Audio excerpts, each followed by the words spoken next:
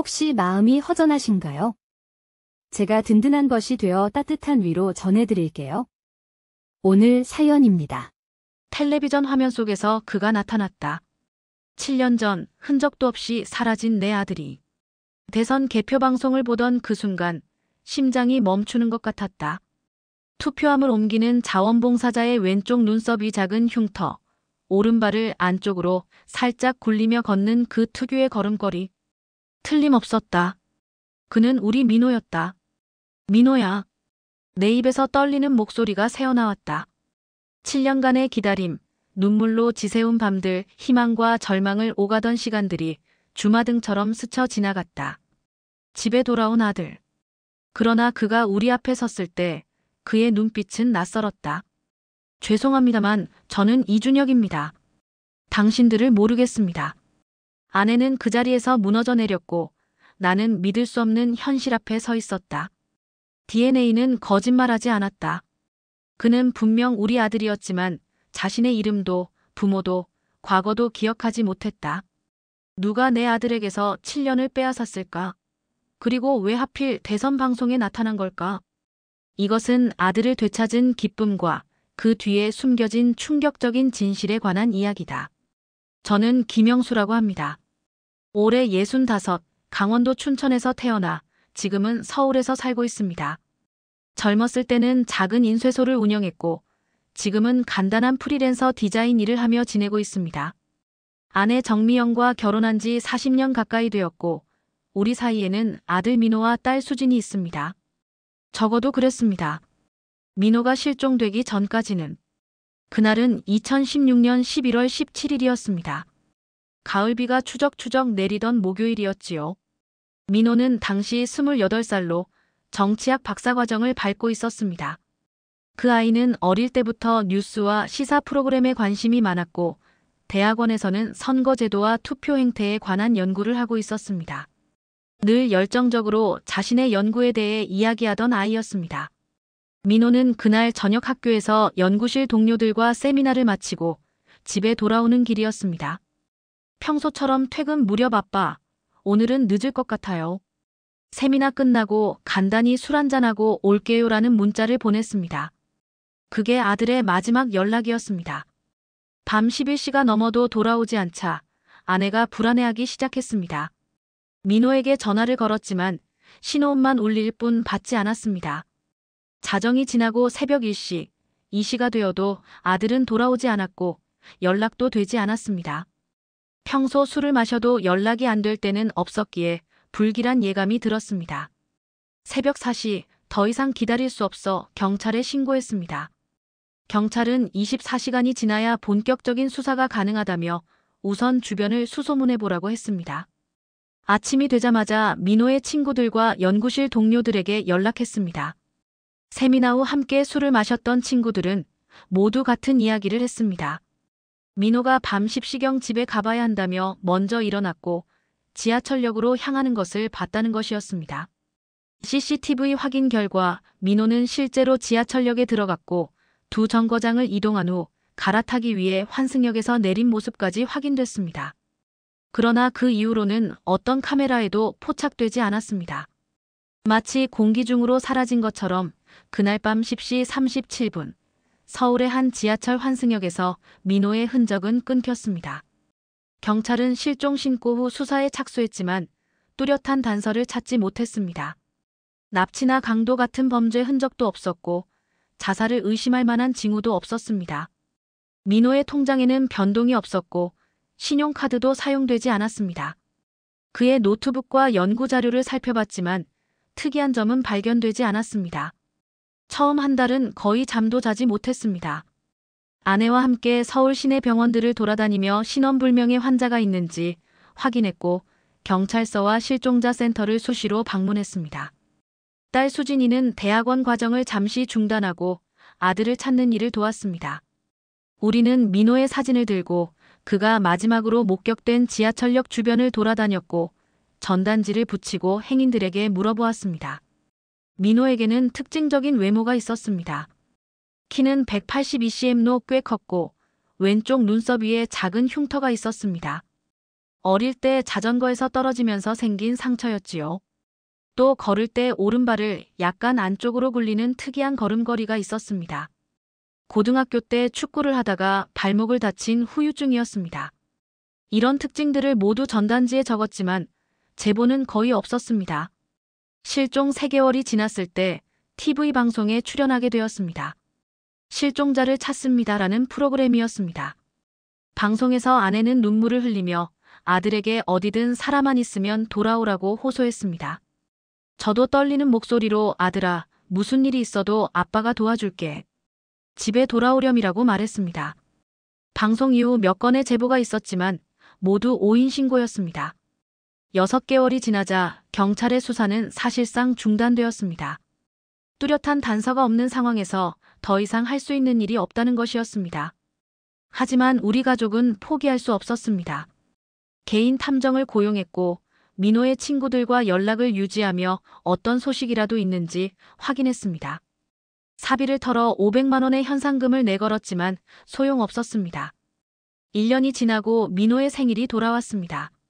아내는 민호가 좋아하던 떡갈비와 된장찌개를 차려놓고 하루 종일 울었습니다.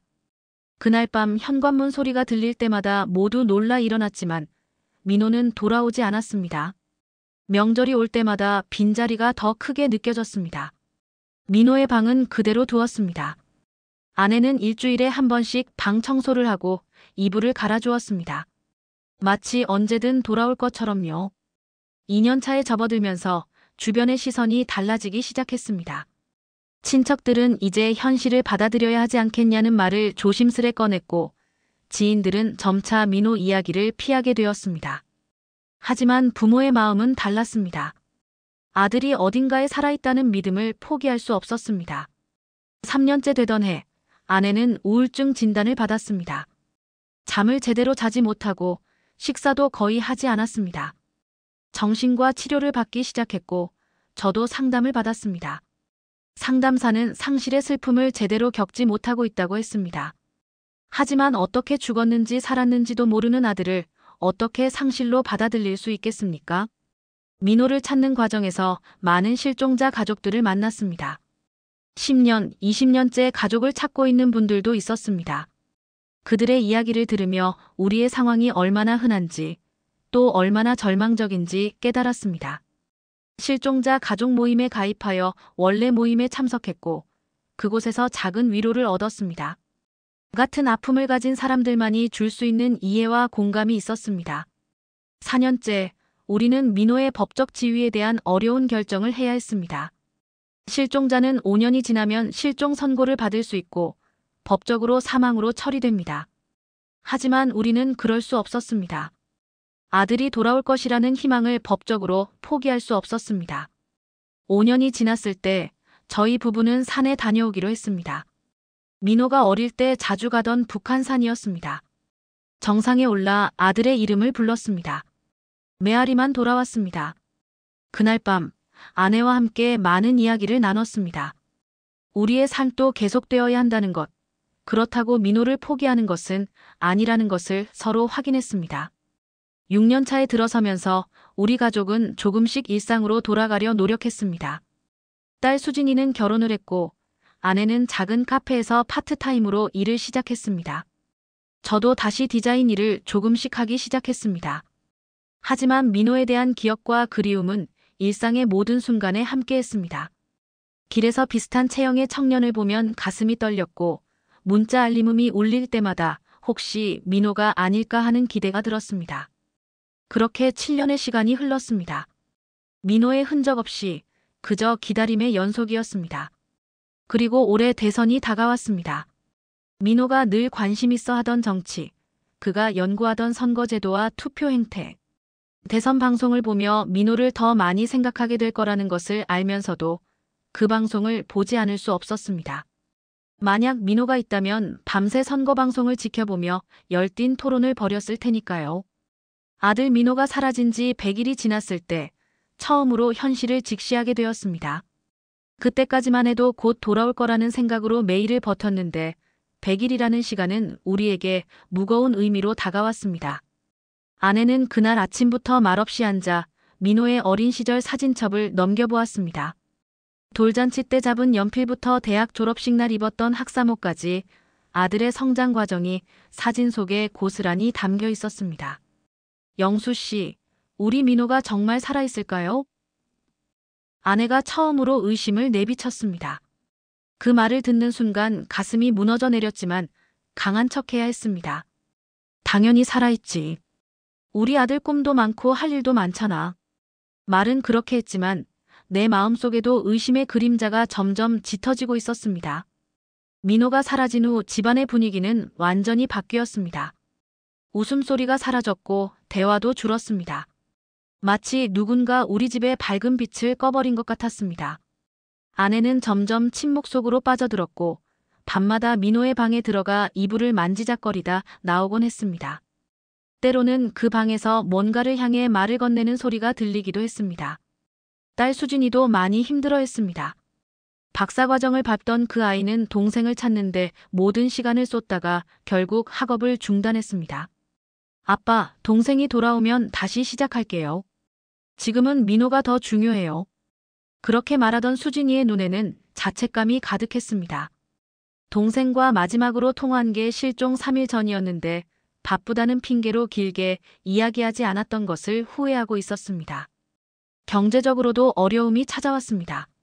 민호를 찾기 위해 개인 탐정을 고용하고 전단지를 인쇄하고 현상금을 걸면서 저축해둔 돈이 바닥을 드러냈습니다. 제 디자인 일은 거의 중단된 상태였고 아내도 직장을 그만둔 상태였습니다. 결국 노후를 위해 마련해두었던 펀드도 해지했습니다.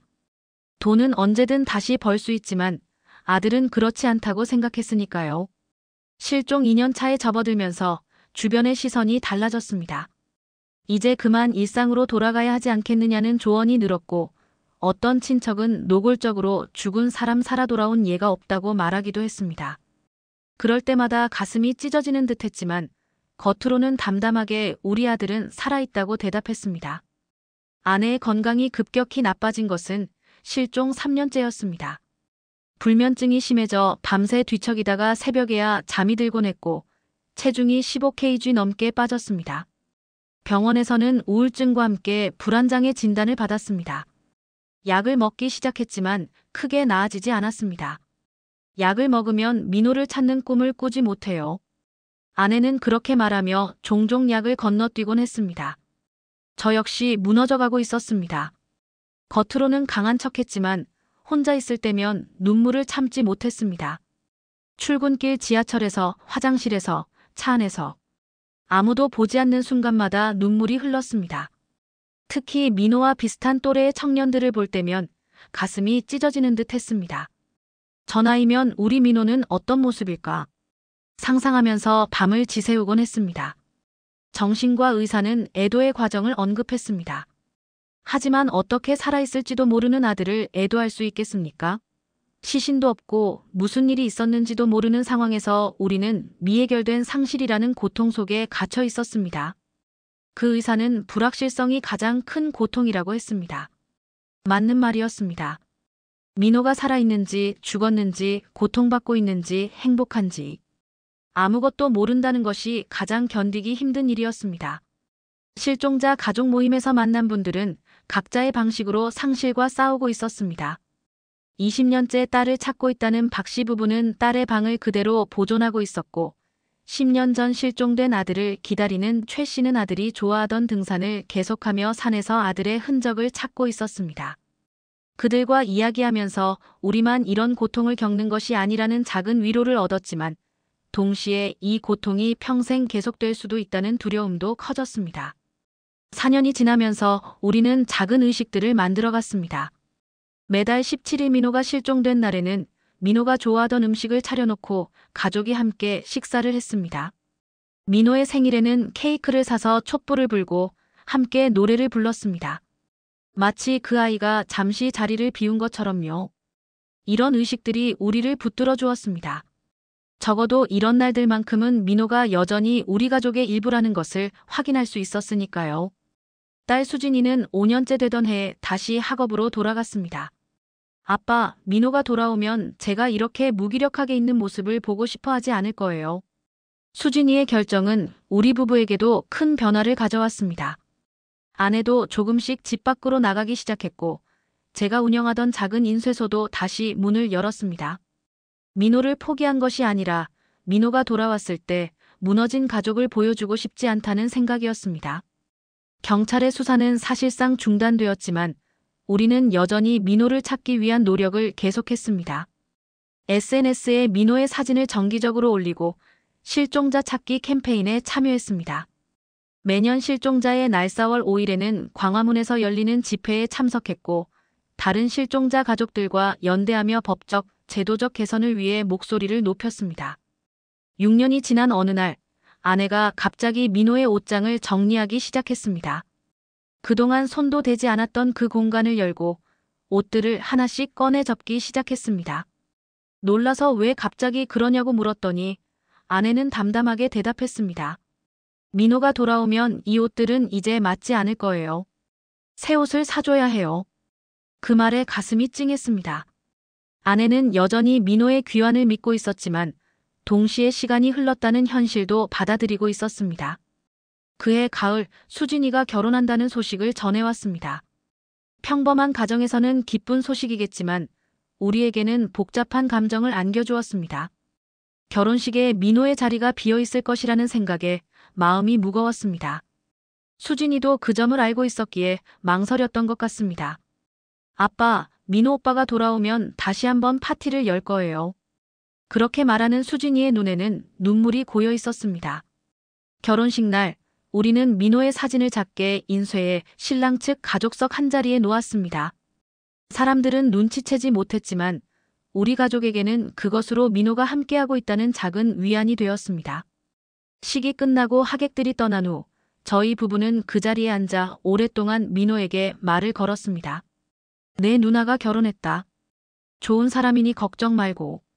너도 어서 돌아와서 행복한 일들을 만들어가자. 실종 7년 차에 접어들면서 희미한 균형을 찾아가고 있었습니다.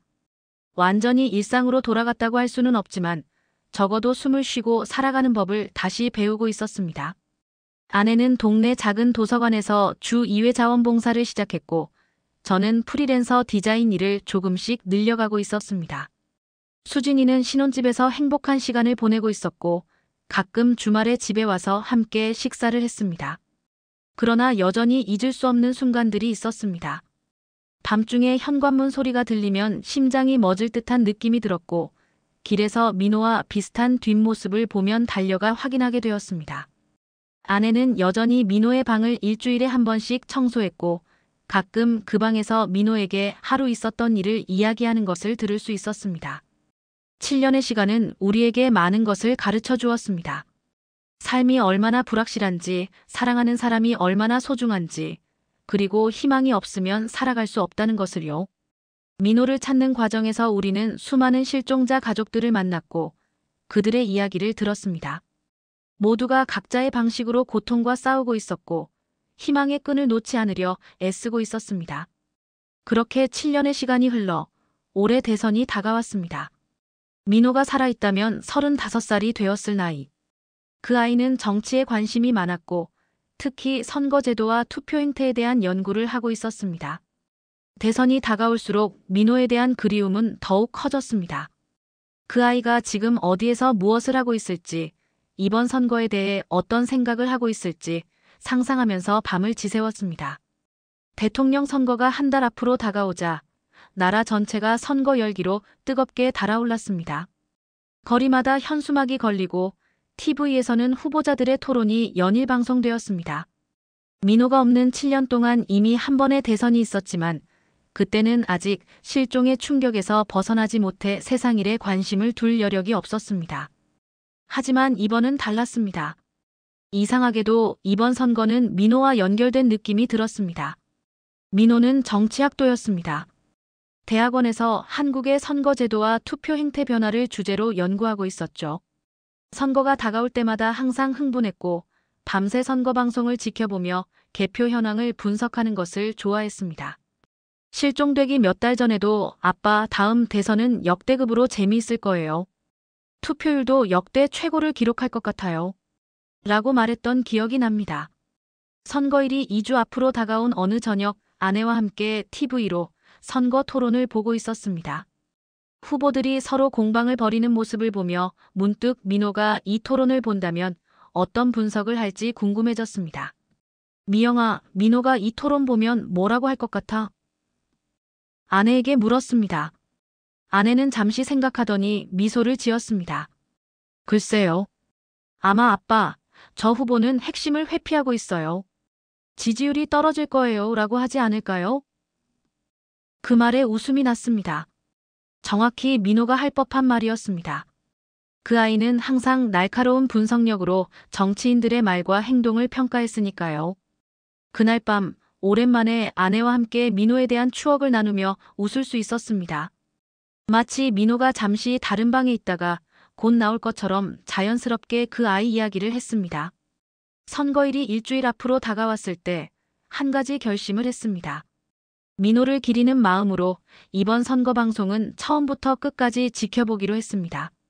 민호가 좋아하던 일이니까 그 아이의 자리를 대신해서라도 꼼꼼히 지켜보고 싶었습니다. 아내도 동의했고 딸 수진이도 선거일 저녁 우리 집에 와서 함께 방송을 보기로 했습니다. 드디어 선거일이 되었습니다. 아침 일찍 일어나 아내와 함께 투표소에 갔습니다. 투표를 마치고 돌아오는 길에 민호가 정말 좋아했던 중국집에 들러 자장면과 탕수육을 포장해 왔습니다. 저녁 개표 방송을 보면서 먹기 위해서였습니다. 민호는 개표 방송을 볼 때마다 항상 이 중국집 음식을 시켰거든요. 영수 씨, 오늘따라 민호가 더 생각나네요. 집으로 돌아오는 차 안에서 아내가 말했습니다. 나도 그래. 지금쯤 투표하러 갔을까? 어떤 후보를 찍었을까 생각하게 되네. 마음 한구석이 아렸지만 동시에 따뜻한 감정도 느껴졌습니다. 7년이 지나도 여전히 우리 가족의 일부인 민호. 오후 6시 딸 수진이와 사위가 도착했습니다. 함께 저녁을 먹으며 선거 이야기를 나눴습니다. 수진이는 대학원에서 환경정책을 공부하고 있어서 이번 선거에서 환경 공약에 관심이 많았습니다. 사위는 경제학을 전공해서 경제정책에 더 집중하고 있었고요. 민호라면 선거제도 자체나 투표율 변화에 더 관심을 가졌을 텐데. 그런 생각을 하니 빈자리가 더 크게 느껴졌습니다. 저녁 7시 30분 투표가 마감되고 개표 방송이 시작되었습니다. 각 방송사마다 출구조사 결과를 발표하며 예측 분석을 내놓았습니다. 우리 가족은 민호가 늘 보던 채널로 맞추었습니다. 그 아이는 이 방송사의 분석이 가장 정확하다고 늘 주장했거든요. 민호 오빠가 있었으면 지금쯤 투표율 분석하느라 바빴을 텐데. 수진이가 말했습니다. 모두 조용히 고개를 끄덕였습니다. 개표가 시작되고 각 지역별 결과가 하나둘 나오기 시작했습니다. 예상대로 초반에는 도시 지역 결과가 먼저 나왔고 농촌 지역은 뒤처져 있었습니다. 아내는 민호가 좋아하던 과자와 음료수를 테이블 위에 올려놓았습니다. 마치 그 아이가 언제든 들어와서 함께할 수 있다는 듯이요. 밤 10시가 되자 개표율이 50%를 넘어섰고 승부의 향방이 조금씩 드러나기 시작했습니다. 방송사에서는 각 지역 개표소로 중계를 연결하며 현장 분위기를 전했습니다. 서울, 부산, 대구, 광주 등 주요 도시의 개표 현장이 차례로 화면에 비쳤습니다. 그때였습니다. 서울 중계로 화면이 바뀌었고 개표소에서 투표함을 나르는 사람들이 보였습니다. 카메라가 한 남성을 잡았는데 그 순간 제 심장이 멈추는 것 같았습니다. 투표함을 들고 있는 그 사람. 왼쪽 눈썹 위에 작은 흉터, 약간 구부정한 자세, 그리고 특유의 걸음걸이. 너무나 익숙한 모습이었습니다. 민호. 제 입에서 작은 소리가 새어나왔습니다. 화면은 빠르게 다른 장면으로 넘어갔지만 제 눈에는 그 모습이 각인되어 있었습니다. 머리가 어지러웠고 심장이 미친 듯이 뛰기 시작했습니다. 환각일까? 7년 동안 너무 그리워한 나머지 비슷한 사람을 민호로 착각한 것일까? 하지만 그 걸음걸이는, 그 흉터는. 여보, 괜찮아요? 아내가 걱정스러운 얼굴로 물었습니다. 방금 투표함 나르는 사람. 민호 같았어. 떨리는 목소리로 말했습니다. 아내의 얼굴이 창백해졌습니다. 무슨 말이에요? 피디님, 다시 서울 개표소 좀 보여주세요. 제발요. 마치 TV 속 PD가 들을 수 있다는 듯 소리쳤습니다. 하지만 방송은 이미 다른 지역으로 넘어가 있었습니다. 수진이가 재빨리 리모컨을 잡고 다른 채널로 돌렸습니다. 다른 방송사도 개표 현장을 중계하고 있었지만 서울이 아닌 다른 지역을 보여주고 있었습니다. 채널을 계속 돌렸지만 서울 개표소를 보여주는 곳은 없었습니다. 아빠, 정말 민호 오빠가 맞아요? 수진이가 떨리는 목소리로 물었습니다. 모르겠다. 하지만 너무 비슷했어. 걸음걸이도 그 흉터도. 머릿속이 혼란스러웠습니다. 7년 동안 얼마나 많은 사람을 민호라고 착각했습니까? 길에서, 지하철에서, TV에서.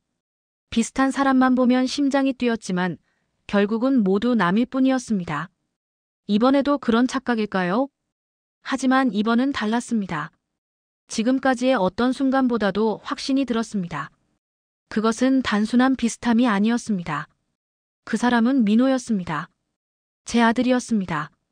다른 채널로 돌려봐. 어쩌면 서울 개표소를 다시 보여줄지도 몰라. 사위에게 말했습니다.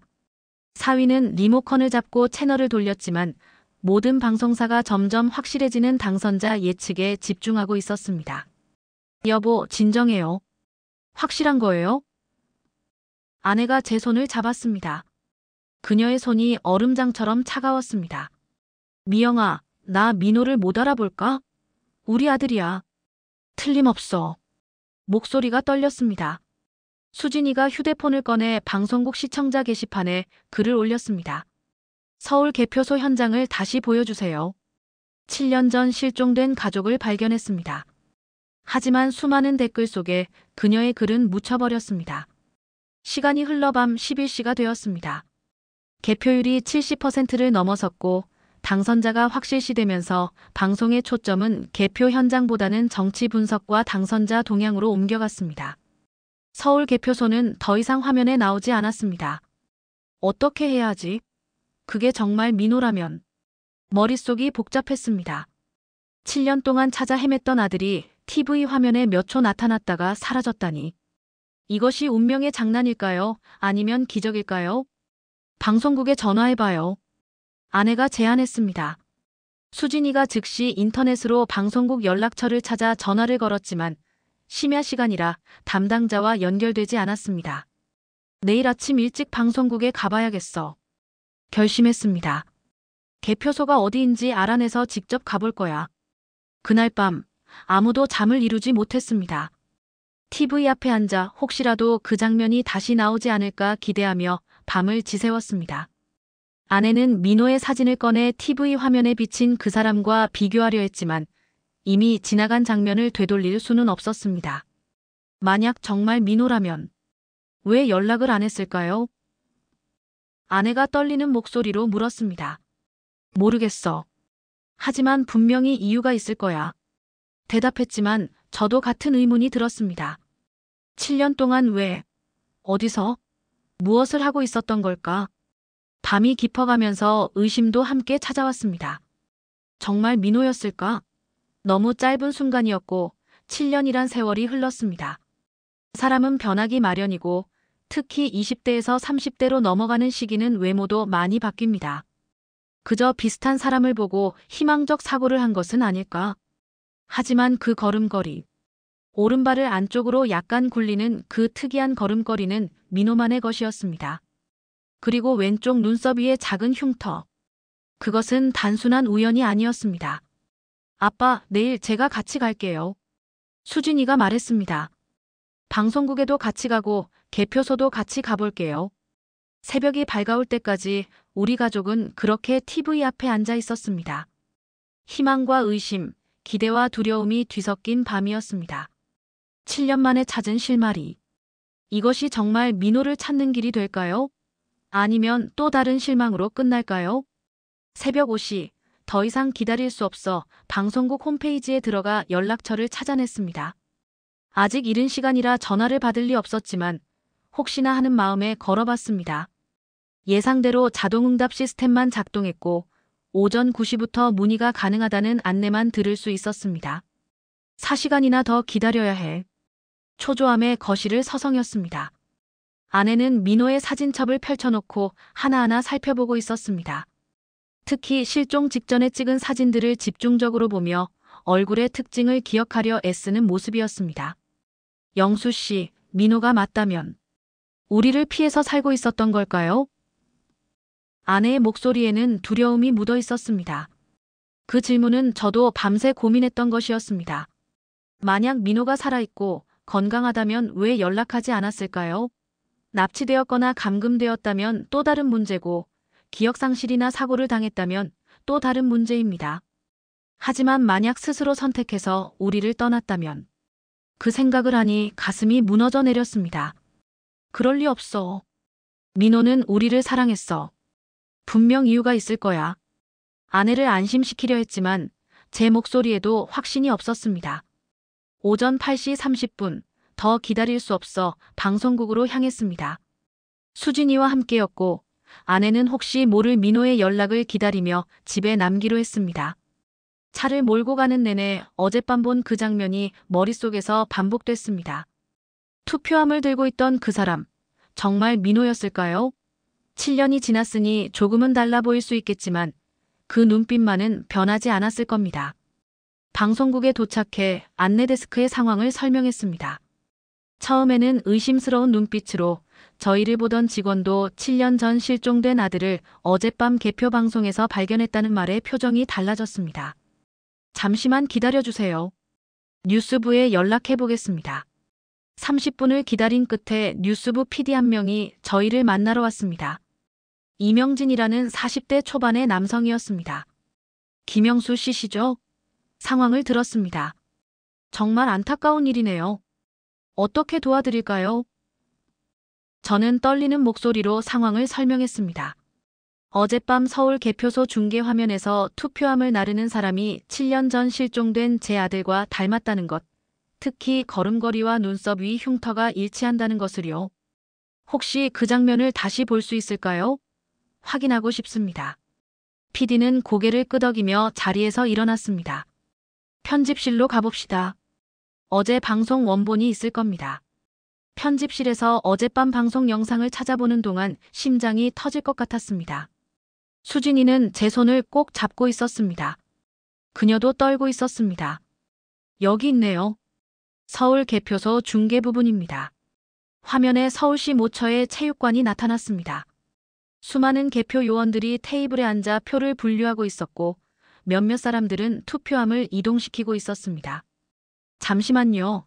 이 부분을 좀 더 천천히 보여주세요.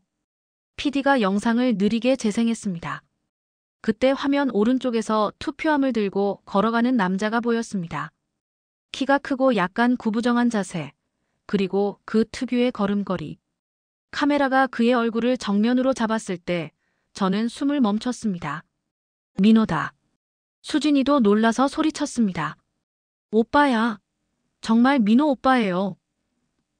PD도 저희의 반응을 보고 놀란 듯 했습니다. 정말 아드님이 맞습니까? 네, 맞습니다. 틀림없어요. 제 목소리는 확신에 차 있었습니다. 이제는 의심의 여지가 없었습니다. 화면 속 그 사람은 분명 민호였습니다. 7년이란 세월이 흘러 얼굴은 조금 더 성숙해 보였지만 그 눈빛과 표정은 제가 기억하는 아들 그대로였습니다. 개표소가 어디인지 알려주실 수 있을까요? 지금 당장 가봐야 합니다. PD는 잠시 생각하더니 고개를 끄덕였습니다. 서울 동대문구 체육센터입니다. 하지만 지금은 개표가 끝나고 정리 중일 텐데. 더 이상 듣지 않고 수진이와 함께 급히 방송국을 나섰습니다. 차에 올라타자마자 동대문구 체육센터로 향했습니다. 아내에게 전화해 상황을 설명했습니다. 미영아, 민호 맞아. 방송국에서 영상 확인했어. 지금 개표소로 가는 중이야. 전화기 너머로 아내의 흐느끼는 소리가 들렸습니다. 정말 우리 아들이에요? 영수 씨, 제발 찾아와요. 우리 민호. 체육센터에 도착했을 때는 오전 11시가 조금 넘은 시간이었습니다. 예상대로 개표는 이미 끝나고 대부분의 인원은 철수한 상태였습니다. 몇몇 직원들만이 남아 정리 작업을 하고 있었습니다. 건물 안으로 들어가 가장 먼저 보이는 직원에게 물었습니다. 혹시 여기서 개표 작업에 참여한 사람들 명단이 있나요? 특히 투표함 운반을 담당했던 분들. 중년 여성 직원은 고개를 저었습니다. 공식 명단은 선관위에 있을 거예요. 여기서는 확인해 드릴 수 없습니다. 절망감이 밀려왔지만 포기할 수 없었습니다. 그럼 혹시 이 사람을 아시나요? 휴대폰에 저장해둔 방송화면 캡처 사진을 보여주었습니다. 직원은 사진을 자세히 보더니 고개를 끄덕였습니다. 아, 이분. 어제 여기 있었어요. 투표함 운반 자원봉사자 중 한 명이었습니다. 심장이 빨라졌습니다. 이름은요? 연락처는 알고 계신가요? 죄송합니다만 개인정보라 알려드릴 수 없어요. 선관위에 문의하셔야 합니다. 수진이가 나서서 간절히 부탁했습니다. 이분은 제 오빠예요. 7년 전에 실종됐다가 어제 TV에서 우연히 발견했습니다. 제발 도와주세요. 직원의 표정이 동요했습니다. 잠시 망설이더니 작은 목소리로 말했습니다. 이름은 이준혁이라고 했어요. 자원봉사자 등록할 때 그렇게 적었습니다. 더 이상은 정말 모릅니다. 이준혁. 민호가 아닌 다른 이름으로 살고 있었다니. 머릿속이 복잡해졌습니다. 가명을 사용하고 있다면 그것은 무언가를 숨기고 있다는 뜻이 아닐까요? 혹시 다른 정보는 없을까요? 사는 곳이라든지. 직원은 안타깝다는 표정으로 고개를 저었습니다. 정말 죄송합니다. 그냥 하루 자원봉사원분이라 더 이상은 모릅니다. 선관위에 문의해보세요. 체육센터를 나와 바로 중앙선거관리위원회에 전화했습니다. 하지만 역시나 개인정보 보호를 이유로 자원봉사자의 연락처를 알려줄 수 없다고 했습니다. 경찰 신고가 필요하다는 말에 바로 경찰서로 향했습니다. 경찰서에서 실종자 재발견 신고를 하고 어제의 CCTV 영상과 방송 화면을 제출했습니다. 담당 경찰관은 7년 전 실종 신고 기록을 찾아보더니 심각한 표정으로 말했습니다. 김 선생님, 확실히 비슷해 보입니다. 선관위에 공식 요청을 해서 자원봉사자 이준혁의 정보를 받아보겠습니다. 그런데 한 가지 염두에 두셔야 할 점이 있습니다. 무슨 말씀이신가요? 만약 아드님이 맞다면 7년 동안 연락하지 않은 이유가 있을 겁니다. 자발적으로 집을 떠났을 가능성도 고려해야 합니다. 그 말에 가슴이 찢어지는 것 같았습니다. 민호가 자발적으로 우리를 떠났다고? 그럴 리가 없습니다. 우리는 행복한 가정이었고 민호는 학업에 열중하던 평범한 대학원생이었습니다. 어떤 이유로 가족을 버리고 다른 사람으로 살아갈 수 있었을까요? 아니에요. 우리 아들은 그럴 아이가 아닙니다. 뭔가 다른 이유가 있을 거예요. 경찰관은 위로하듯 말했습니다. 최대한 빨리 조사하겠습니다. 연락처를 남겨주시면 정보가 나오는 대로 알려드리겠습니다. 경찰서를 나와 집으로 향하는 차 안에서 수진이가 물었습니다. 아빠, 만약 민호 오빠가 정말 자발적으로 우리를 떠났다면 어떡하죠? 그럴 리 없어. 분명 다른 이유가 있을 거야. 단호하게 말했지만 마음 한구석에서는 의문이 들었습니다. 정말 그럴까요? 민호에게 우리가 몰랐던 비밀이 있었던 걸까요? 집에 도착하자 아내가 현관에서 기다리고 있었습니다. 눈이 붓도록 울었던 흔적이 역력했습니다. 상황을 설명하자 아내는 한동안 말을 잇지 못했습니다. 이준혁이라고요? 우리 민호가 왜? 그날 밤 우리 가족은 거실에 모여 민호의 실종에 관한 모든 것을 다시 검토했습니다. 마지막으로 본 날 평소와 다른 행동은 없었는지, 특이한 점은 없었는지. 하지만 어떤 단서도 찾을 수 없었습니다. 민호는 평범한 일상을 보내다가 갑자기 사라졌고 이제 7년 만에 다른 이름으로 나타난 것입니다. 내일 경찰에서 연락이 오겠죠? 아내가 떨리는 목소리로 물었습니다. 그럴 거야. 곧 민호를 찾을 수 있을 거야. 그렇게 말했지만 머릿속에는 수많은 의문이 맴돌았습니다. 민호는 왜 이준혁이라는 이름으로 살고 있을까? 왜 7년 동안 연락하지 않았을까? 그리고 왜 하필 대선 개표 현장에 나타났을까? 이 모든 질문에 대한 답을 찾기 위해 우리는 그날 밤 잠을 이루지 못했습니다. 다음 날 아침 예상보다 일찍 경찰에서 연락이 왔습니다. 담당 수사관 박 형사는 전화로 간단히 상황을 설명했습니다. 김 선생님, 선관위에서 이준혁 씨의 정보를 받았습니다. 서울 마포구에 거주하고 있으며 현재 한 정치 컨설팅 회사에서 일하고 있는 것으로 확인됐습니다. 심장이 빠르게 뛰기 시작했습니다. 정치 컨설팅. 민호가 관심 있어 하던 분야와 일치했습니다. 지금 당장 만나볼 수 있을까요? 경찰에서 먼저 접촉해볼 예정입니다. 상황이 미묘하니까요. 만약 아드님이 맞다면 왜 7년간 연락하지 않았는지 확인해야 합니다. 범죄에 연루되었거나 위협을 받고 있을 가능성도 있습니다. 그 말에 가슴이 철렁했습니다. 민호가 위험에 처해 있다면, 강제로 다른 삶을 살고 있다면 얼마나 걸릴까요? 오늘 중으로 이준혁 씨와 접촉할 예정입니다. 결과가 나오는 대로 연락드리겠습니다. 그때까지 조금만 기다려주세요. 전화를 끊고 아내와 수진이에게 상황을 설명했습니다. 모두 긴장된 표정이었습니다. 기다림은 고문과 같았습니다. 매 순간이 영원처럼 느껴졌고 전화기만 쳐다보며 시간을 보냈습니다. 오후 이 시경 다시 박 형사의 전화가 왔습니다. 김 선생님, 이준혁 씨와 접촉했습니다.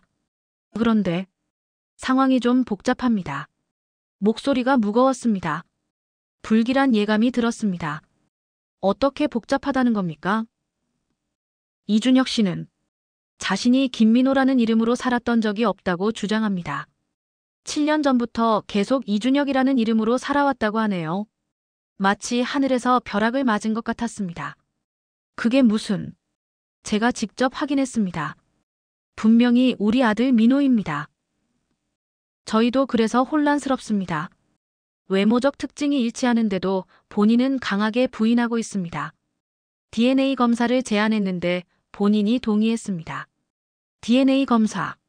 그렇게까지 해야 한다니. 저는 망설임 없이 대답했습니다. 당연히 해야죠. 언제 어디서 검사를 받으면 될까요? 내일 오전 10시에 서울중앙병원 유전자검사실로 오시면 됩니다. 이준혁 씨도 그때 오기로 했습니다. 전화를 끊고 아내에게 상황을 설명하자 그녀는 얼굴이 하얗게 변했습니다. 민호가 자신을 부정한다고요? 어떻게? 왜? 내일 만나면 알게 될 거야. 분명 우리 아들이 맞아. DNA가 증명해 줄 거야. 다음 날 아침, 우리 부부는 서울중앙병원으로 향했습니다. 수진이는 혹시 모를 상황에 대비해 집에 남기로 했습니다. 병원 유전자검사실 앞에 도착했을 때 이미 박 형사가 기다리고 있었습니다. 아직 오지 않았습니다. 조금만 더 기다려봅시다. 15분 후 복도 끝에서 한 남자가 걸어오는 모습이 보였습니다. 키 큰 남자는 정장 차림에 단정한 헤어스타일을 하고 있었습니다. 가까이 오자 분명해졌습니다. 민호였습니다. 우리 아들이었습니다. 그 순간 아내가 비틀거리며 앞으로 뛰어나갔습니다. 민호야. 그러나 남자는 당황한 표정으로 한 걸음 물러섰습니다. 그의 눈에는 어떤 인식도 없었습니다. 마치 처음 보는 사람을 대하는 것 같았습니다. 죄송합니다만 저는 이준혁입니다. 아주머니를 모르겠습니다. 그 말에 아내는 그 자리에 주저앉아 울음을 터뜨렸습니다. 저는 충격과 혼란 속에서도 민호를 자세히 살펴봤습니다. 분명히 그는 우리 아들이었습니다. 왼쪽 눈썹 위에 작은 흉터, 귀 모양, 손가락의 길이까지. 너무나 익숙한 모습이었습니다. 민호야, 아빠다. 날 모르겠니? 그의 눈에 잠시 당혹감이 스쳤지만 곧 단호한 표정으로 바뀌었습니다. 선생님, 저는 이준혁입니다. 여러분이 잃어버린 아들과 제가 닮았다는 건 안타까운 우연일 뿐입니다. DNA 검사로 확인하시죠. 박 형사가 중재하며 모두를 검사실로 안내했습니다. 각각 구강세포를 채취하는 간단한 검사를 마치고 결과는 3일 후에 나온다는 설명을 들었습니다. 검사를 마친 후 병원 카페테리아에서 이야기를 나누기로 했습니다. 이준혁이라고 주장하는 민호는 경직된 자세로 앉아 있었습니다. 이준혁 씨, 몇 가지만 물어봐도 될까요? 박 형사가 조심스럽게 물었습니다. 네, 좋습니다. 현재 어떤 일을 하고 계신가요? 정치 컨설팅 회사에서 선거 전략 분석가로 일하고 있습니다. 주로 투표 행태와 선거 제도를 연구합니다. 그 말에 저와 아내는 서로를 바라봤습니다. 정확히 민호가 대학원에서 연구하던 분야였습니다. 혹시 7년 전에는 무슨 일을 하셨나요? 잠시 망설이는 듯 했지만 곧 대답했습니다. 대학원에서 정치학을 공부하고 있었습니다. 어디서요? 서울대학교입니다. 민호가 다니던 학교와 같았습니다. 점점 더 이상하게 느껴졌습니다. 기억에 문제가 있으셨던 적은 없나요? 사고라든지. 그의 표정이 경직되었습니다. 그건, 네, 7년 전에 사고가 있었습니다. 기억이 일부 소실된 적이 있어요. 하지만 제 이름은 항상 이준혁이었습니다. 아내가 참지 못하고 끼어들었습니다. 민호야, 엄마를 봐. 내가 8살 때 자전거 타다가 넘어져서 눈썹 위에 상처가 생겼잖아. 그때 병원에 데려갔던 게 기억나지 않니? 이준혁은 잠시 눈썹 위 흉터를 만지작거리더니 고개를 저었습니다. 죄송합니다. 그 상처는 제가 대학생 때 다친 겁니다. 그럼 오른발을 안쪽으로 굴리는 걸음걸이는 고등학교 때 축구하다가 발목 다쳐서 그렇게 됐잖아. 그는 놀란 듯 잠시 자신의 발을 내려다봤습니다. 그건 선천적인 겁니다. 대화는 평행선을 달렸습니다. 우리가 민호의 기억을 떠올리게 하려 할수록 그는 더 완강하게 자신은 이준혁이라고 주장했습니다. 하지만 그의 눈빛에서 때때로 흔들림이 보였습니다. 마치 무언가와 싸우고 있는 것처럼요. 카페테리아를 나오면서 마지막으로 한마디 건넸습니다. 3일 후에 진실이 밝혀질 거야. 하지만 넌 우리 아들 민호가 맞다. 아빠는 알아. 그는 아무 말 없이 고개를 숙이고 자리를 떠났습니다. 집으로 돌아오는 길, 아내는 계속 울었습니다. 왜 우리를 모른다고 하는 거죠? 무슨 일이 있었던 걸까요? 모르겠어. 하지만 DNA 검사 결과가 나오면 부정할 수 없을 거야.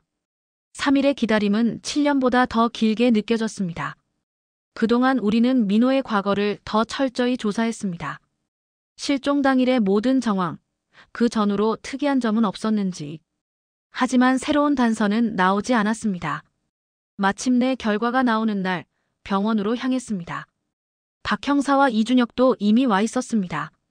의사가 봉투를 들고 입장했습니다. 결과가 나왔습니다.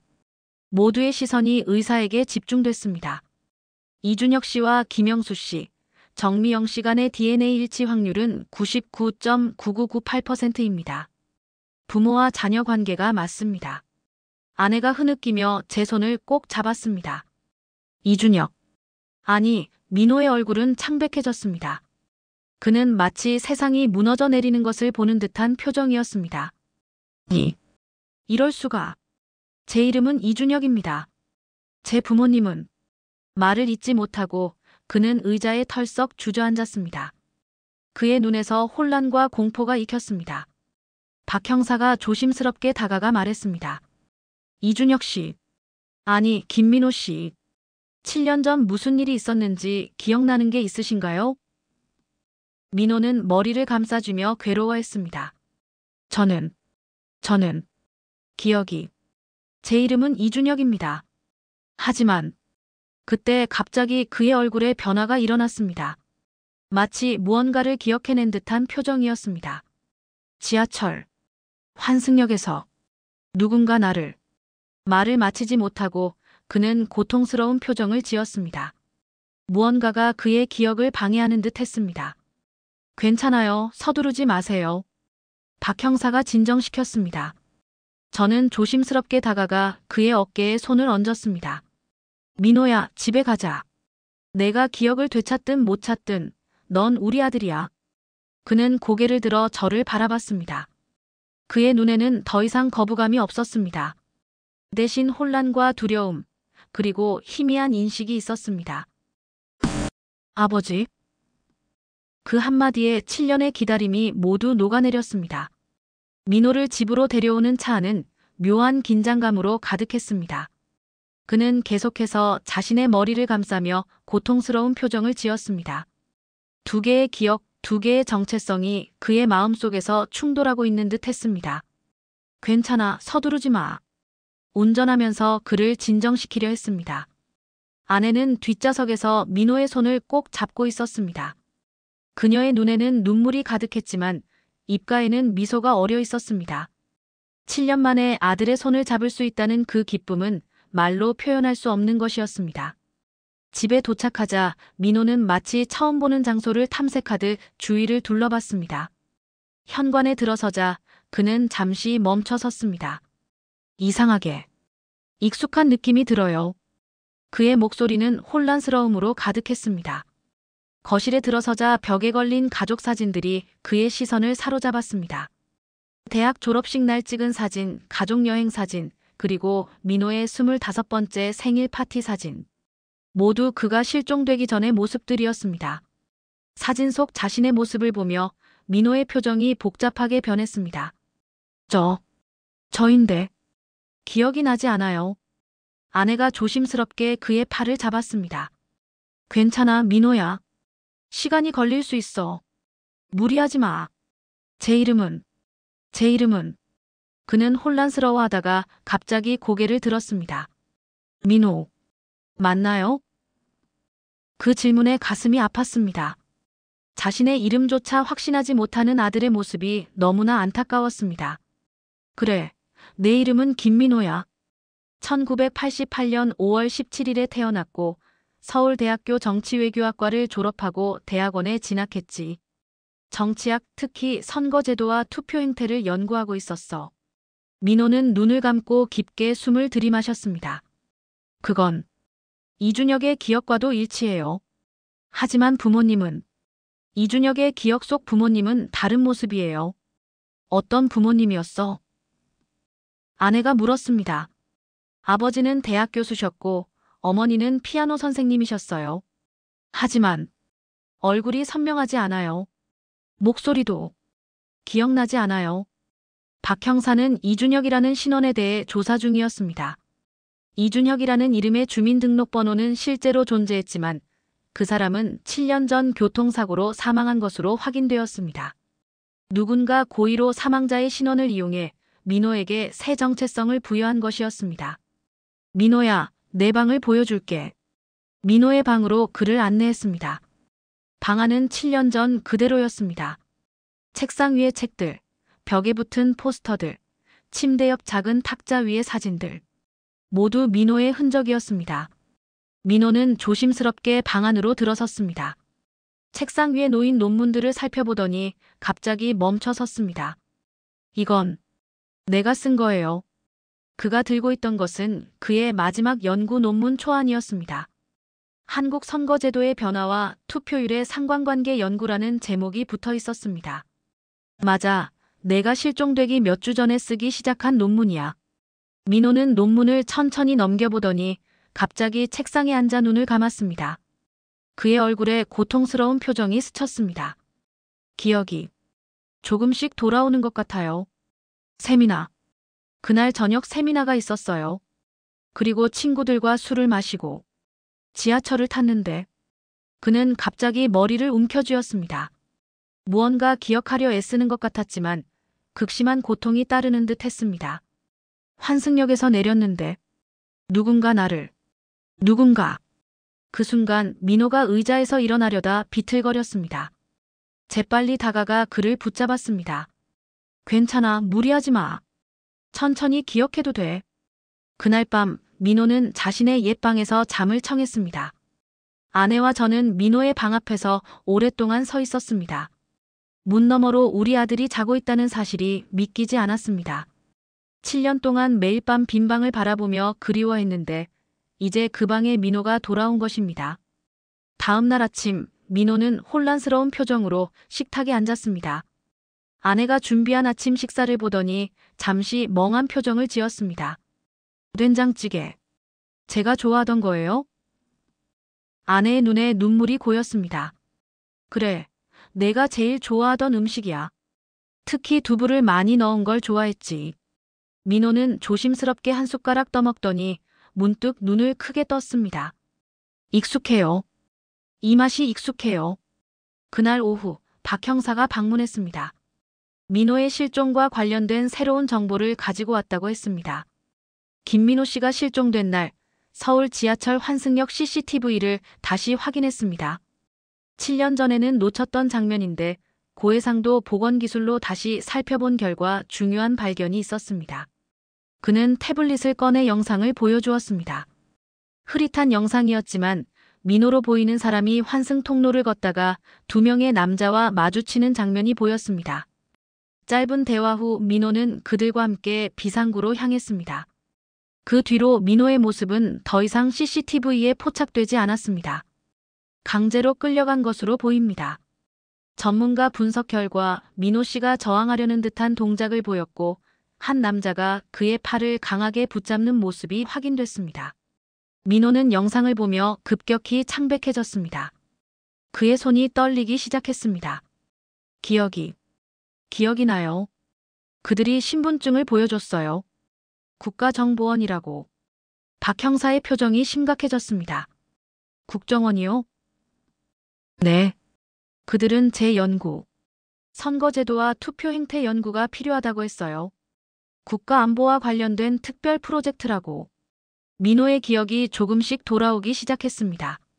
그는 국정원의 비밀 프로젝트에 강제로 참여하게 되었고 외부와의 모든 연락이 차단된 채 특정 선거 결과를 조작하는 방법을 연구하도록 강요받았다고 했습니다. 그 과정에서 약물과 심리치료를 통해 그의 기억을 조작하고 이준혁이라는 새로운 정체성을 심어 넣었다는 것입니다. 저는 협조하지 않으려 했어요. 하지만 그들은 가족들에게 해를 끼치겠다고 위협했습니다. 결국 저는 굴복했어요. 민호의 고백에 우리 모두 충격을 받았습니다. 국가기관이 한 젊은이의 인생을 이렇게 파괴했다니. 믿기 힘든 이야기였습니다. 그럼 왜 지금 TV에 나온 거죠? 위험할 수 있었을 텐데. 아내가 물었습니다. 민호는 잠시 생각에 잠기더니 대답했습니다. 프로젝트가 최근 종료됐어요. 그들이 더 이상 제 연구가 필요 없어진 거죠. 저를 완전히 놓아주진 않았지만 어느 정도 자유를 허용했습니다. 개표 현장 자원봉사는 제가 자발적으로 신청한 거예요.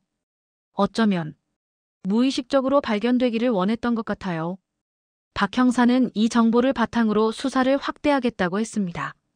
국정원의 불법 활동에 대한 증거를 수집하는 것은 쉽지 않겠지만 민호의 증언과 CCTV 영상은 중요한 단서가 될 것이라고 했습니다. 다음 날 수진이가 남편과 함께 민호를 만나러 왔습니다. 형제의 재회는 감동적이었습니다. 수진이는 오빠를 껴안고 오랫동안 울었습니다. 오빠, 정말 오빠 맞아. 꿈인 것 같아. 민호는 여전히 혼란스러워했지만 수진이를 보며 미소 지었습니다. 수진아, 내가 많이 컸네. 당연하지. 7년이나 지났는걸. 이제 나 결혼도 했어. 수진이의 남편인 재훈이 민호에게 인사했습니다. 형님, 처음 뵙겠습니다.